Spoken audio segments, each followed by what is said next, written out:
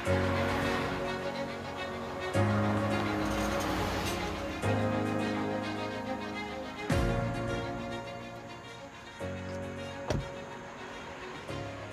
morning. Good morning, Jean. Welcome to Ellendale. Thank you. It's so nice to meet you. Nice to meet you as well. I'm just excited to be here and to learn about all the work you do. Yeah, we're really excited to have you here and anxious to talk about what we've been doing in Ellendale. I'm from the Office of Community Services, and this is my first trip to Delaware. Wow. And also to see a SIRCAP project. So I'm just really excited to see what you do and how this whole thing about water and wastewater in rural areas works. I'm an urban girl, and so this is new for me to learn all these pieces. Well, the Ellendale zip code is home to about 2,500 people, but fewer than 500 of them live in the town limits. So the rural areas are the ones that need the services the most. And this area has been on a community wastewater system for some time, but they don't have community water. And that's what our project and our work here has been all about.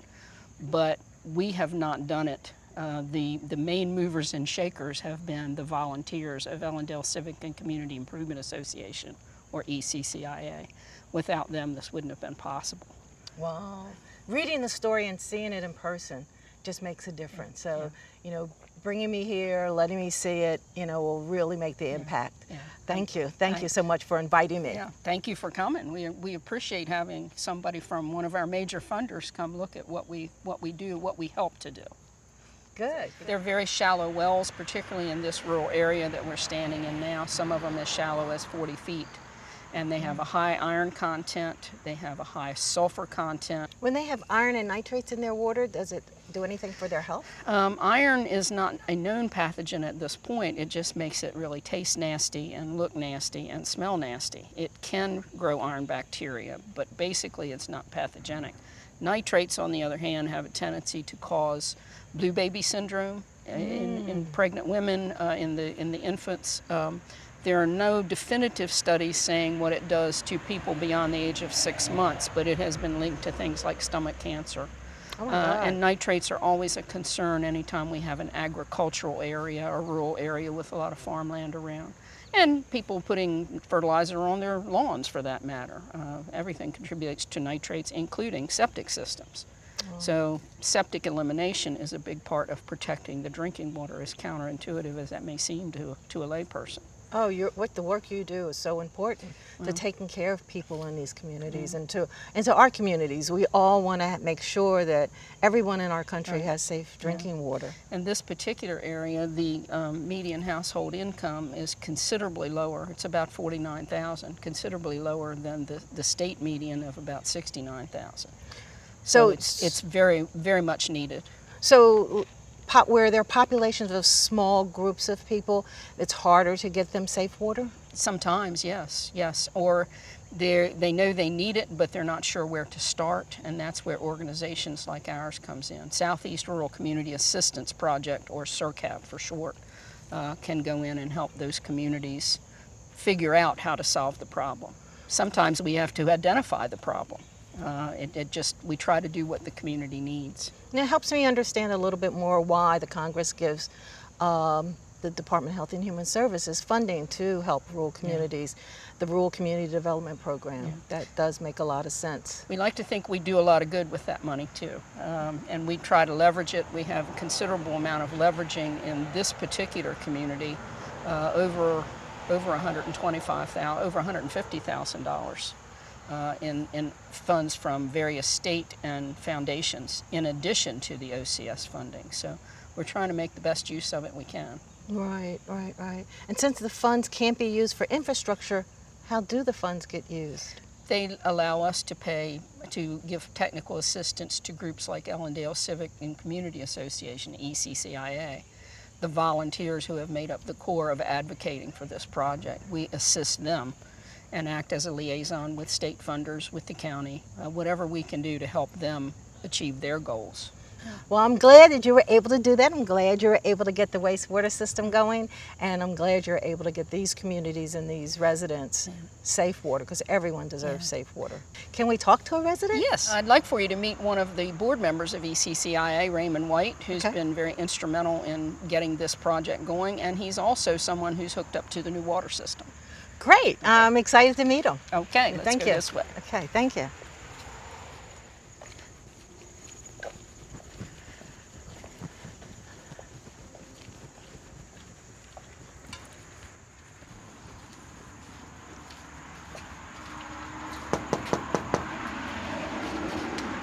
Good morning, ladies. How y'all doing this morning? All right, how are you, Raymond? right. This is Linda Perez doing, Miss from the Linda? Office All of right. Community Services. Okay, nice to meet you. Nice to meet you. Yes, thank you for letting us come to your yes, home. have a seat, ladies. Thank you.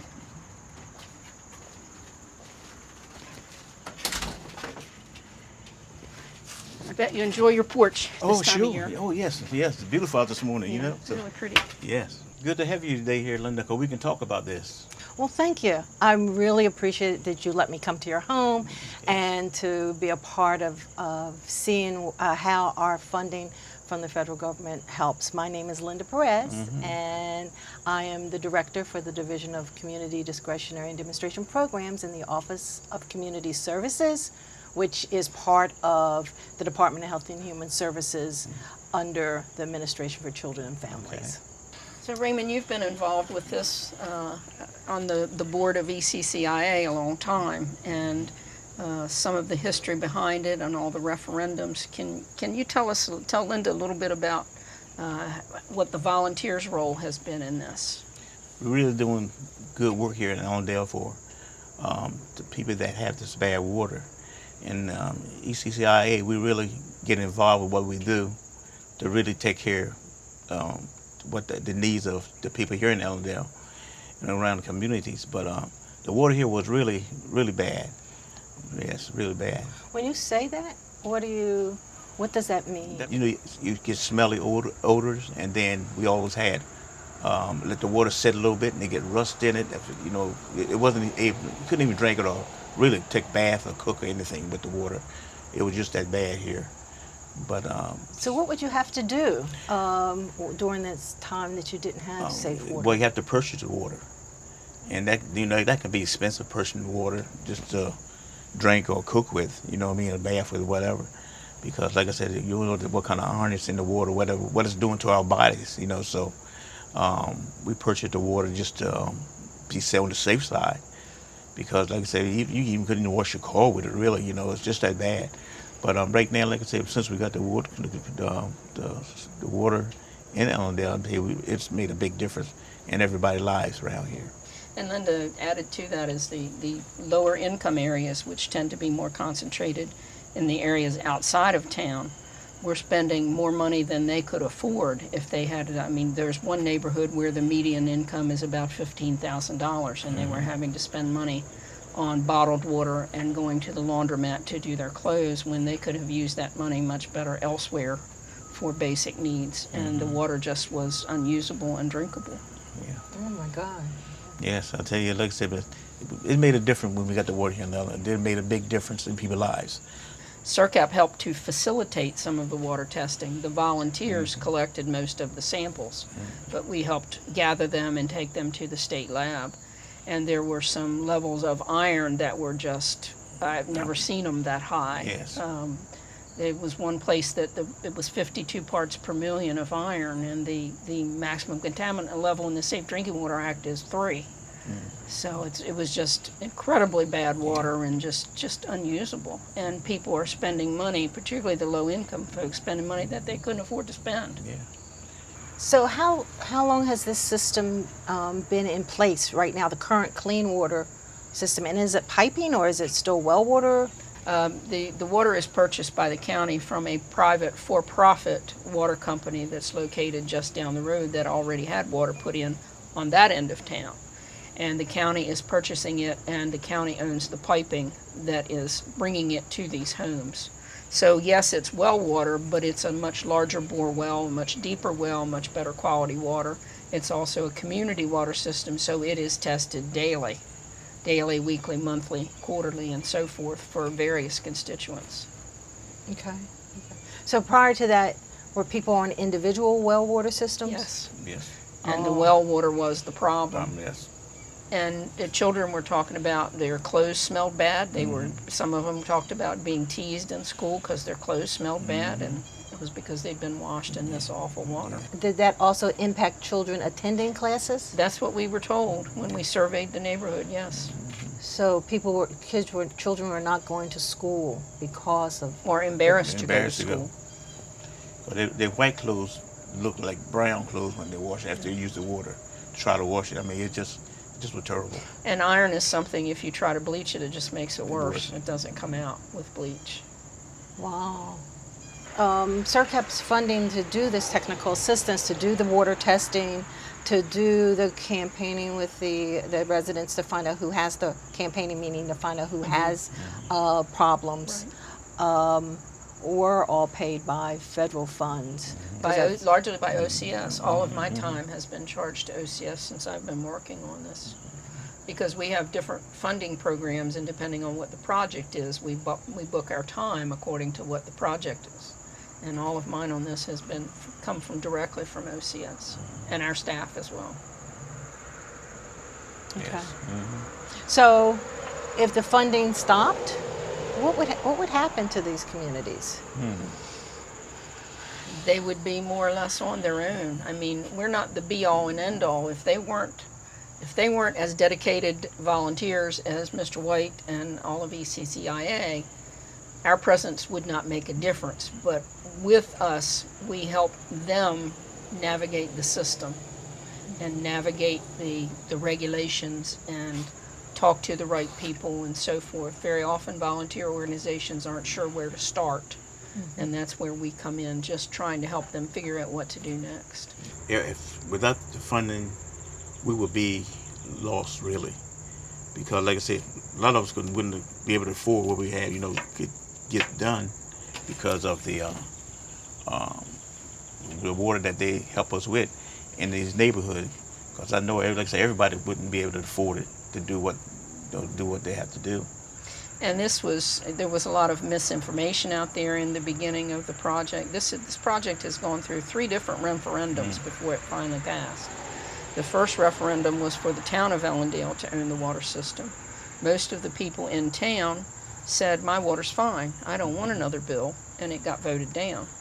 The second referendum, they allowed the people outside the town to vote. That was a county referendum to establish a water district. The folks outside town were allowed to vote where they hadn't voted the first time. And it was defeated by 13 votes. And then they redrew the district to exclude in town completely, which remember is only 500 and some people compared to 2,500 overall. And they excluded everybody in the town limits, and it passed by a 4-to-1 margin because the outside areas, the rural areas, were what needed the water. And that's why it's taken 10 years. Well, Raymond, thank you so much for talking with us today and for lending us your house. Yeah, you're welcome. And Ms. Linda, thank you for coming by. It was such a pleasure, and I've learned so much about just being here and talking with you about the impact of the Rural Community Development Program and what these resources do to help low-income communities and how important they are. Right. So, thank you for sharing this on-the-ground experience that I'm having today. Okay. And I'm going to take her over to the pumping station, and we're going to meet the county engineers and see about the logistics of this. All right. Well, Thank you. Yes. Thank you. Thank you. All right.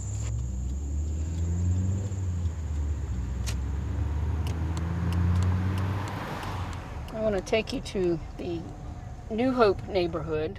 This is definitely a lower income area, as you might guess, but this neighborhood is receiving the water as well. But as you can see some of the bottled water. Those are the leftover bottled water we were able to help distribute through the Partnership for Healthy Communities. There's some there because the water was just so dreadful here. Our hope is that we can give them some hope, but you can see without a whole lot of scientific exploration that this is an extremely poor neighborhood. This is the neighborhood that I spoke about where the median household income is right around $15,000 to $20,000 at best. And the state MHI is 60, 69 something. So it's hard to even think about subsistence living on that small amount of money. And that's why I wanted you to see the neighborhood. No, you've left an impression of what a rural area looks like that's doesn't have support and Right. services. It's very difficult for me to understand in this day and age how people can be without the very most basic need there is, water.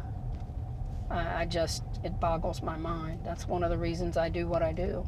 And I know that's one of the reasons that the Ellendale Civic and Community Improvement Association volunteers have done all that they've done, because it's just a crime that people in this day and age don't have good water.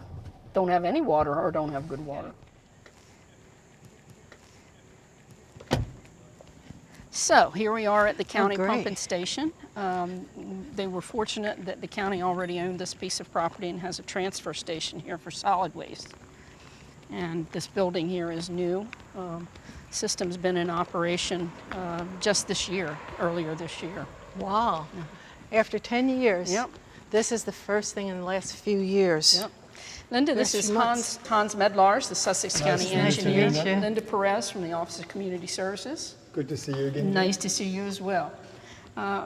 If you would, please, could you give Linda a little background on the county's part in this and how this came to be? You know, there was originally an effort by the greater town of Ellendale, where Ellendale was in the lead, and that never came to fruition. It failed at a referendum. And so when I came on board together with our administrator, Todd Lawson, we wanted to reinvigorate providing water to the citizens of Greater Ellendale. And we started a petition drive, or we started receiving petitions for the area which is equivalent to our sewer area, because we already provide sewer to that Greater Ellendale area. We, that is now the engineering team, put some thinking caps on in sort of cooperation with the local leadership, and a really full support here of Ms. Price, who really galvanized the local support. And we looked at all of this and said, how can we look at the real need, not that the town area doesn't have a real need, but how can we look at where the most significant need is and restructure the boundary in accordance with that. And what resulted was an area where we felt that, like if the people who really vote because they feel there is a need, we have a chance to pass this. Right. Again, we had to get the necessary number of petitions. And how many were they? 50. So we received, again, Ms.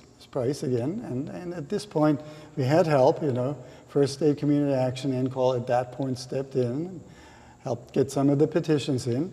We got the petitions, we started over, the county council has to authorize referendum, and and that first the public hearing and then the referendum, and this time it passed with a solid majority. 4-1. So thank you, Gina. It was pretty solid, yes. How many homes were impacted or received the in the district, we had certainly well over 100 homes which were able to be served, and now we're pretty much connected the vast majority of them, and so we're doing the last few connections in the next few weeks, and hopefully wrap the project up by October, because the state funding ran out. And how does this water system work? Can you help me understand that? Yes.